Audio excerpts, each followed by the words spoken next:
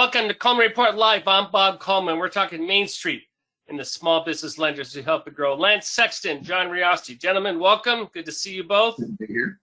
There's the certificate you can download, and let's get to it. We wanted to ask some questions. This is sort of administrative, but I'd like to know, does your institution block YouTube? Because we're thinking of using some more and more products on YouTube, but I want to know if you're going to be able to access them through the bank or through your institution.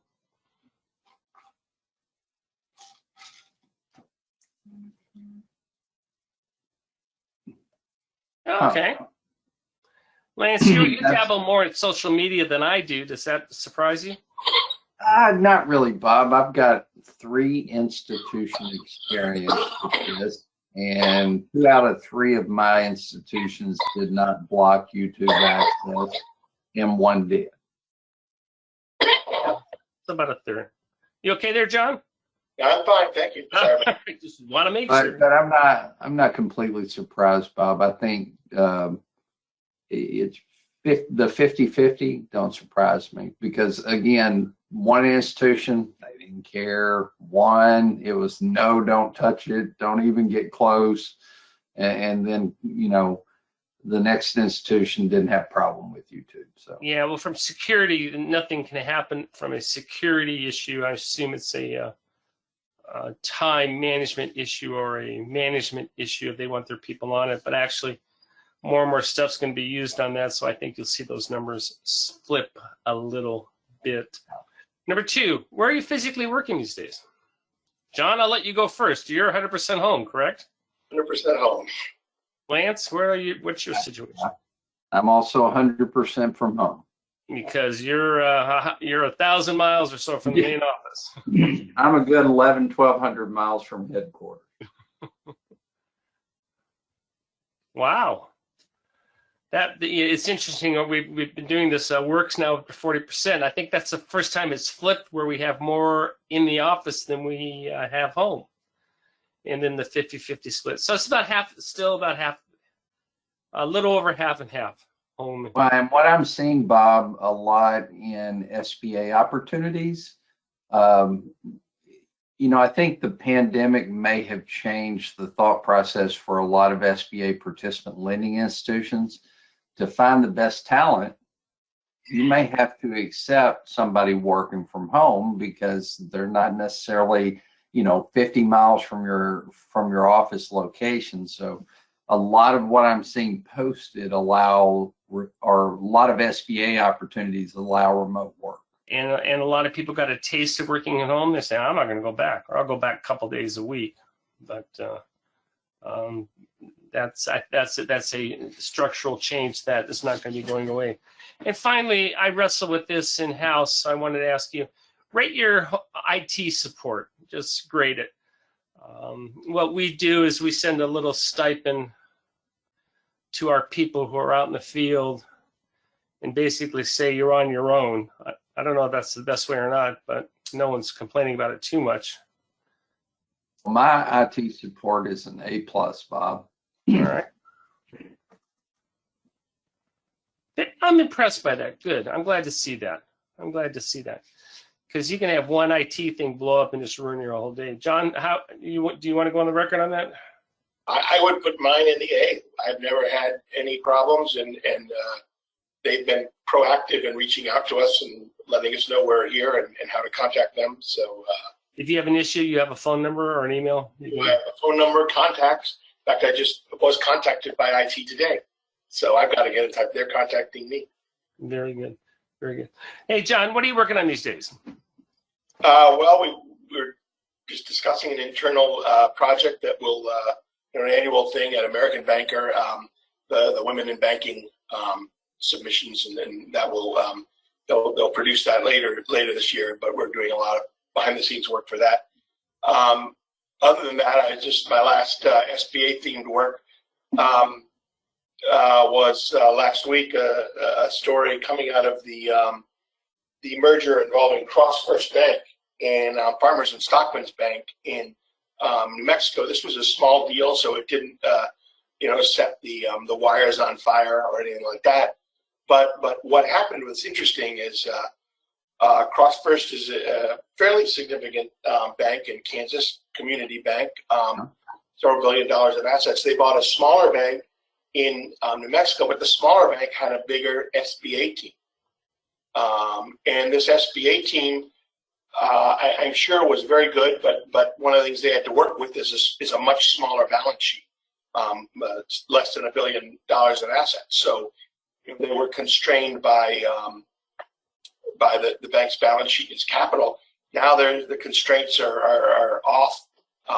They're part of a much bigger organization, and CrossFirst had an SBA team. So you take two pieces, put them together, and it could be, hopefully, will be a classic situation where the sum is bigger than both of the parts, significantly. And not to say that either one of those was a poorly performing organization, they weren't. But when you put them together later this year, when the deal closes, it could be a much more energetic SBA team, and that's what they're hoping for. This is for both of you. Merging cultures is always difficult. And when these type of mergers happen, are they usually successful, or they usually don't meet expectations, Lance? Well, I've not as much from merger perspective, but just different bank cultures. I can speak to working at an institution that's $500-600 million institution and a $30 billion institution, and the cultures are very different. Well, sure. And it requires, the people coming from the smaller institution may have had more authority, more ability to do things with, and again, when you bring a bigger institution in, you have more capacity, but you also have more layers. So sometimes the transition is an adjustment. I know I went from a $500 million institution to almost a $30 billion institution. And there was an adjustment period for me to get comfortable with, here's how you get a deal done. Yeah. Versus in the smaller institution, I had enough authority, probably 90% of my deals I could sign off on my own. So there is an adjustment period, but I think what John mentioned is right. Hopefully we're going to have some synergy between this great smaller SBA lending group and this larger institution that has more capacity. John, I know every situation is different. What do you see after the fact on these mergers? Well, the merger has yet to close, so of course, we're talking in the future. But one of the things I saw that I think is worthy of note and probably would give me a little bit more optimism going forward if I were sort of betting on it or investing in it is CrossFirst is attempting to, they're certainly offering everybody, almost all of the lenders at this smaller institution, the people facing, the producing, they're however you want to call them, all of these people will get job offers. They want to bring them all on, lock, stock, barrel, including the SBA team. The head of the SBA team has already agreed that was part of the deal, that the senior management would join the merged bank. So that's there. The CEO of Stockman's is going to join. That's a big deal, and he'll be in charge of basically the same geography he was in charge of with Stockman, Farmers and Stockman's. The other thing I thought was worthy of note is CrossFirst in making this deal had the same rationale as Huntington in buying, acquiring TCF. I'm not saying this is Huntington's only rationale for acquiring TCF, but part of it was they really liked the geography of Denver. And that deal gave Huntington an entree into Denver, and this deal gives CrossFirst entree into Denver. And both of them like it as a general banking market and also as an SBA market. So I thought that was very interesting. Two banks, very disparate, huge difference in size, but sort of the same thinking when it comes to Denver. Very good. Very good. John, what's going on Capitol Hill? There's hearings going on. Are they more pro forma, or is something real coming out of them? Well, I think right now everything is taking a back seat to what's happened recently in the news. I just will be very interested to see. There's a lot of talk about a change in power in Washington and the House of Representatives next year, and I'm not coming out and taking sides on this. I'm just simply saying that a lot of people are betting that the GOP is going to make up the difference in seats, which I think is less than 10 right now. I'm very interested to see what will come of that, and I'd like to sort of make this my next writing project, because it seems like both parties have a legitimate philosophical difference on where they'd like to see SBA go. Obviously, the current administration wants to do more direct lending, and even in small ways, they're looking for opportunities for SBA, the organization, to do more on its own. The Republican side, 180% converse. They want to take. They're looking at taking disaster lending and moving put in the branches. Yeah, putting it into a 7A type sort of model for that, where banks would have. I keep saying banks, and I apologize for that. Lenders would have a much bigger role in sort of getting that money out to people in the wake of natural disasters. So, very different way of looking at things, and it'll be interesting to see what happens. It's in terms of a national, and it isn't a national election, an off-year election, but it's sort of national in theme. And in an election like that, people don't vote on SBA. They don't vote one way or the other. Yeah.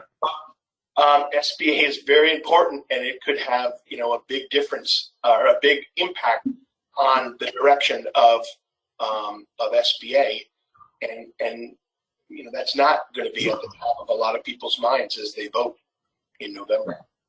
What I find fascinating, Lance, is the transition. If we had this conversation 20, 30 years ago, the conversation would have been, well, Republicans don't like lending. They don't like the concept or the thought that the government chooses winners and losers, and they don't want anything to do with this, to, hey, this is a pretty good program. It pays for itself. It employs people, and that it's been interesting to see that transition, that both parties support it, but there's a little different twist on it. Go ahead, Lance. Well, Bob, I remember on several occasions, one of my first jobs where I got exposed to SBA was working at a small business development center and helping banks and small business owners with loan packages to get small businesses started and expanded. I can't tell you how many times, well, at least twice in my time as a SBDC person, that we had to call up and rally the troops because the Republicans, now granted, first of all, full disclosure, I am a Republican, so I can talk about them. But the Republicans tried to get rid of SBA. Oh yeah, twice. I mean, not cut the budget, not cut the budget. The budget was going to be a big goose donut twice, and we had to call every small business owner we knew to communicate with their legislators to make sure SBA did not get eliminated. So it's really interesting as I age, Bob, to look at how the Republicans in Congress suddenly have a much softer, much more supportive stance. Well, the program works. It works. And they may be philosophically opposed to government intervention at that level, but then they look at it. It works, and it doesn't choose winners and losers. It simply augments the bank being able to get capital out to Main Street. So I'd like to make a quick observation on what you said, and I'm certain that's true. If you, though, historically tracked sort of Republican sentiment to this program with the development of say, the preferred lender program, as more and more of the decision making was being pushed down away from the agency and to the banks, I think there was probably, my argument would be a revolution in thinking in the Republican Party and in sentiment towards SBA. And now it's because of that there's such strong. Yeah, excellent observation. And I would say this, just very historically, when PLP started, who was president and under what administration it began and sort of took root. And he doesn't get a lot of good press these days, or hasn't since he left office, but it was Jimmy Carter in the very late 70s. And then it took, more hold under President Reagan. But that was the origins of that program. Go back to Reagan wanted to get rid of it. So, I mean, that was, but it survived. It survived. It did. Well, the thing that's fun, gentlemen, about this is we've all been involved for a long time, but going from a point where I was constantly being asked to pony up support for the program to a point where Small Business Administrations talked about positively in Congress, the American public. There are more people that know what SBA is today than ever. Oh yeah, and it doesn't have the stigma it did 30 years ago as well. So, yeah. Well, that was completely off script. But it was a very enjoyable conversation. And I like that. I like, John, that you put it in perspective. So that was great. Hey, Lance, real quick, what are you doing on Wednesday, and why do we need to have people sign up? Well, I think it's very important, Bob. Anytime a SBA lending institution goes through a review, one of the things that quite often gets brought up by the reviewers is, well, you don't have the proper insurance documentation in file. And when we originate an SBA loan, the SBA loan authorization has certain requirements for insurance. And what we're going to do on Wednesday is talk about what those requirements are, discuss what you need to do to make sure and document it properly. And as always, Bob, I'm excited. I haven't done this before, so the insurance program, so I'm excited to be able to do it and help everybody. Great. John, thank you very much for your time. Lance, good to see you. Thank you, everyone, for joining us today for Coleman Report Live and for supporting America's Main Street, one entrepreneur at a time. Have a great day.